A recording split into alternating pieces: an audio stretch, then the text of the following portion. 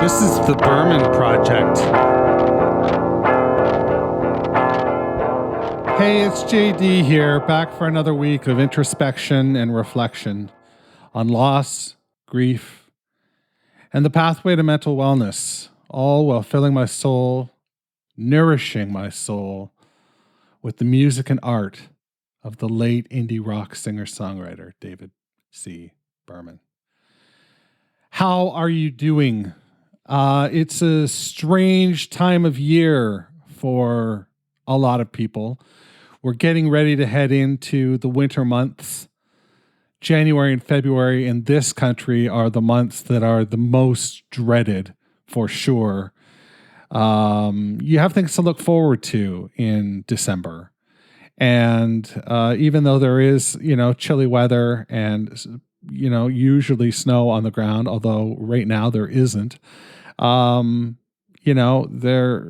could be. And you've got, that sort of holiday spirit that guides you, throughout your trip through December.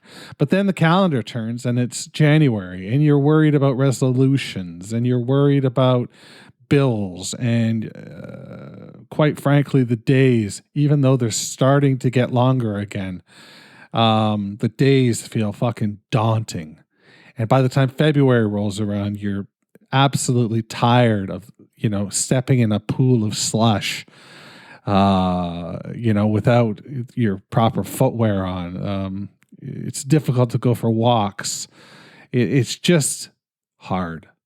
And I'm not looking forward to that at all.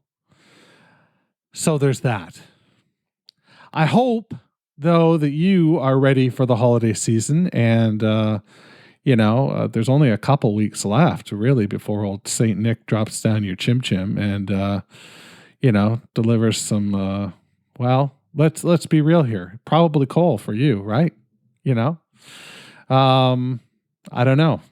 I have a Tragically Hip box set on my Christmas list. Not sure if it's going to happen. I have Watery Domestic on my list. I don't have any Jews records on my list. I should probably, start to collect the vinyl of the Jews, see what I can find out there. But that's where I'm at, Had therapy today. It went okay because I had a weird day yesterday. So I had something to talk about. I had a day yesterday where I had an eye appointment at 10:15 that I made a year ago. And then I also had an appointment to get blood drawn at 11:30. And I took my kids to school and I decided instead of staying out and walking until that 10:15 appointment that I would go home. And I would get a little bit of work done. And by work, I mean, putting some images on Twitter, doing some thinking about upcoming podcasts, doing some planning and plotting, that sort of thing. Really not very taxing. But it was taxing yesterday. And as 9:45 rolled around, I realized I wasn't going to go. I just didn't want to go. I was glued to my chair, and not in a good way, not in a way like, oh, I'm so productive, this is so great. I was just glued to my chair, and I called the place and canceled the appointment. No cancellation charge, thankfully, but I can't book again until February. I can't I'll be able to book at the end of February. Who knows for when? Whereas had I sucked it up and just toughed it out and went, I would have an appointment for next year. But I don't do that. I don't have that, those chocolatey ripples of toughness throughout my ice cream exterior. That would be great if I were a big old bowl of Rocky Road. But I'm not. I'm this fucking lazy shitbag. And it's frustrating to me. Now, my therapist is she practices a unique modality, and it's like all compartmentalized. It's like I'm not really allowed to say that, I was canceled the appointment. There's a part of me that canceled the appointment, and we're trying to isolate what that part is and why it would do that. Being curious around that part, being curious and trying to figure it out. So there's that. I'm talking to my body. I'm talking to my brain. I'm chunking out my brain into all these different things. There's a manager. There's a, it's an interesting way to think about things, for sure. But it feels frustrating. I said to my therapist today, I'm much more from the camp of, I wish I were like an automobile that I could just park in the garage for a week, and you could do my teeth, and you could fix my brain, and lose 20 pounds all in this session, almost like a garage for people. You just go in there and just do it all. You just get it all done, and then you're done in 2 weeks, and you get out and you pay $1 zillion, and Bob's your uncle.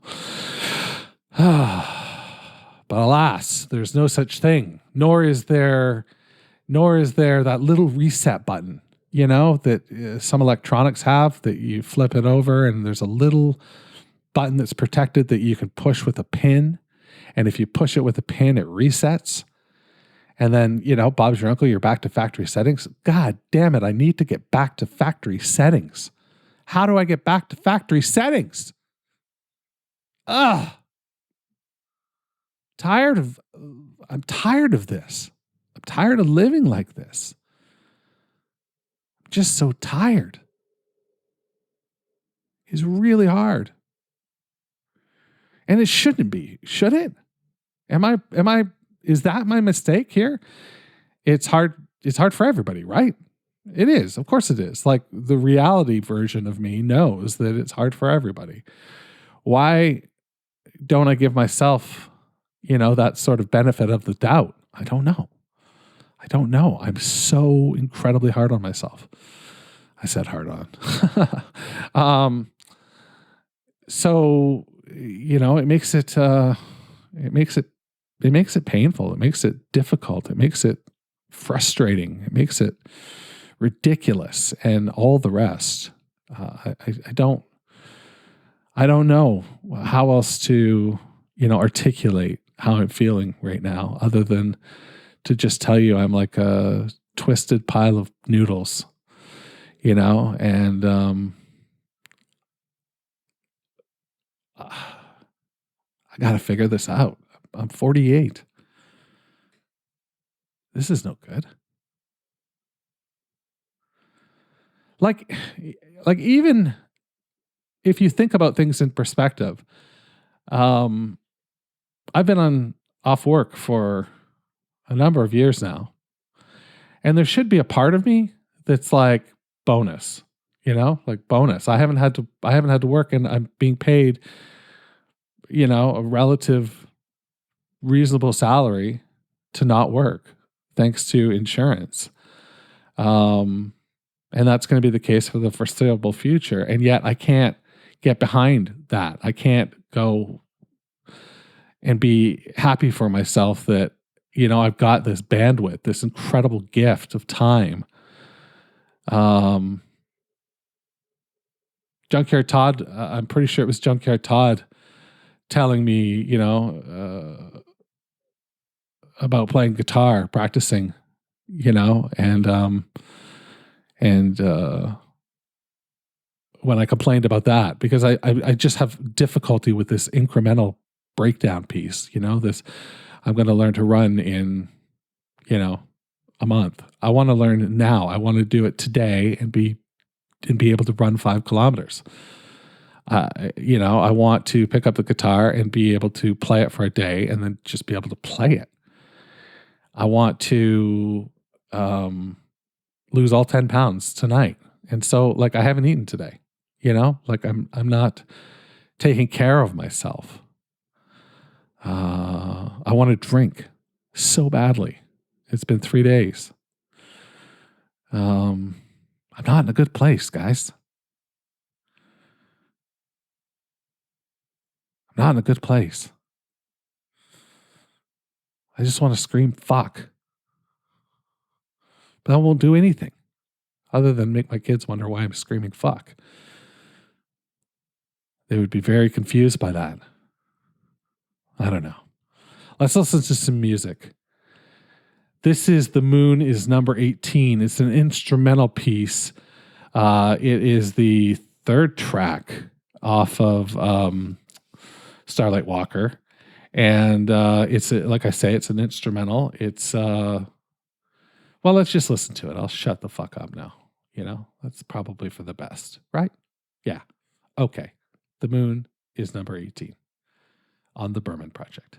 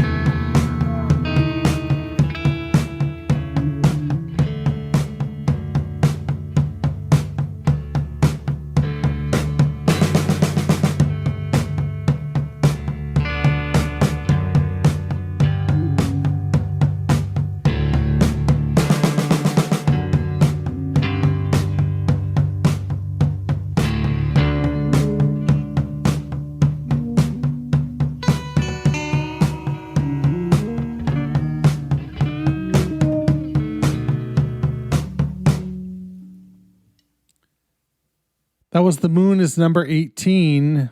That's the third track off Starlight Walker. Silver Juice on their first LP. What did you think? Shoot me an email, jd@mediumalchemist.com. I'd be interested to hear what you thought of that. When you say instrumental, typically speaking, it's short. And by short, I mean 3 minutes and under. And this is over 3 minutes. This is like 3:40. So, it's not prog rock or anything. It's it doesn't overstay its welcome. This is very ambitious. When you consider, the two records that we've listened to, this is a very ambitious instrumental, if you ask me. I think you've got a lot going on with very little. Like, it sounds like there's just, the two guitars and drums. I'm guessing it's Bob. I didn't hear a bass drum, so I'm guessing it's Bob playing there. But he's, mic'd up, and it sounds great. And the guitars sound great, and their intermingling is wonderful. It's a great instrumental, but it's strangely sequenced. I think that you get Trains Across the Sea, and then you go to this before you get to some of the the bigger, punchier songs on the record. That's interesting to me. This almost slows down the progress of the Jews on this record. If I'm listening to it, having just listened to Dime Map or the Arizona record, it would be interesting to me. It would be almost confusing to me to hear this coming after Trains Across the Sea, because Trains Across the Sea is so fully formed and great. And this is too. I don't mean that it's not. What am I trying to say? I'm trying to say that it's not really showcasing the band in the way that I would showcase the band. So I would put this mid record, maybe close to the end of the first side. I'd go out of the first side with this. That's just me. I have different feelings about the way songs and albums rather are sequenced from time to time. So I'll speak about that when is appropriate. Let's read a poem. This is from Actual Air, David Berman's published book of poetry. And it's funny that the song that we did today was The Moon is Number 18, and this one is just called The Moon. So this is a moon-themed episode today. Get that in while you can. Moon-themed episode. Fuck. That's funny. That is funny to me. Okay, glasses up so I can read this goddamn thing. And this is called The Moon. A web of sewer, pipe, and wire connects each house to the others. In 206, a dog sleeps by the stove where a small gas leak causes him to have visions that are rooted in nothing but gas. Next door, a man who has decided to buy a car part by part excitedly unpacks a wheel and an ashtray. He arranges them every which way. It's really beginning to take shape. Out the garage window, he sees a group of ugly children enter the forest. Their mouths look like coin slots. A neighbor plays keyboards in a local cover band, preparing for an engagement at the high school prom. They pack their equipment in silence. Last night, they played the police academy ball, and all the officers slow danced with target range silhouettes. This year, the theme for the prom is Tetragrammaton. A yellow Corsair sails through the disco parking lot, and swaying palms presage the lot of young libertines. Inside the car, a young lady wears a corsage of bullet-sized rodents. Her date, the handsome cornerback, stretches his talons over the molded steering wheel. They park and walk into the bush, starlit gardens behind the disco, just as the band is striking up. Their keen eyes and ears twitch.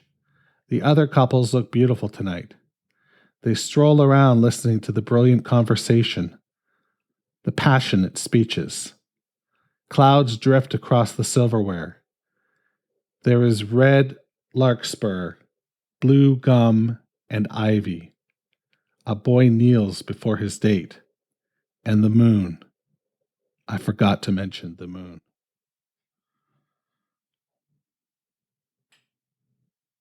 Wow. Wow, wow, wow, wow.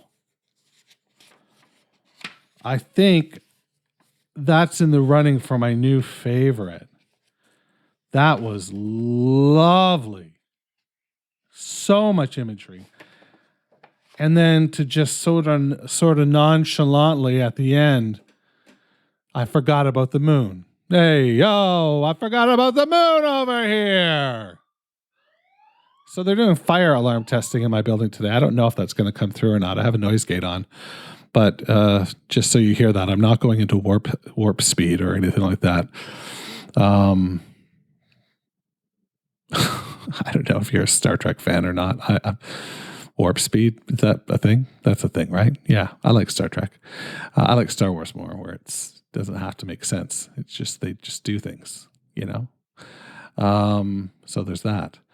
The poem, loved it. The idea of a man building a car part by part, ordering it part by part, and sort of assembling it in his apartment as he goes. And this poor dog in Unit 206 having, gas vapored visions. Yikes. Yeah, this is some good stuff. Great stuff, in fact. The moon.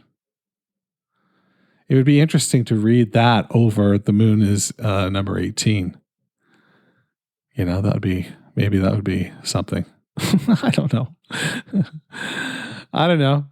If you want to remix this podcast, if you're out there, I can send you the stems and you can make something out of it or whatever. Anyway, I'm just glad you all listen. I'm just glad you're all here and you listen. I got some real nice emails and I'm just fucking thrilled. I'm just fucking thrilled to get a response to this show and a good response. It's been nice. It's a little JD heavy. I realize that. Or heavy JD, I don't know. One of the two. But that's where we're at. And that's what I've got for you this week. So what can I tell you? Stay hungry. Stay foolish. Please, for heaven's sake, for the love of all that is holy, wash your goddamn hands. The Berman Project is a production of Duvra Podcasts and Such. You can find out more about the show at www.thebermanproject.xyz. That's right, I'm fucking Canadian. I'm also social. Find me on Twitter, Instagram, and all the rest at Berman Project.